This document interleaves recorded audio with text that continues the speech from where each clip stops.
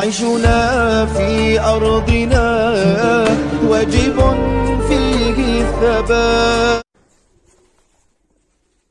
يا ديد ياسين يا ديد ياسين يا جبحة غدا فينا، رغم المعاناة ما زلنا براحينا. 60 عاما مضى والشوق يحملني، في قرية الأمة أشتاق الطواحين. فيها ترعرعت أيام الشباب، وما نسيت يوم حواكي لطوابينا. أشتاق للخبز للأعراس أذكرها وتلك النواميس رغما عن تجافينا. أطوف للبيضاء الغالي لحارتنا، وبئر قريتنا موتى أهالينا. أطوف للدار والأسوار تمنعني، وحارس الدار عند الباب ناسينا.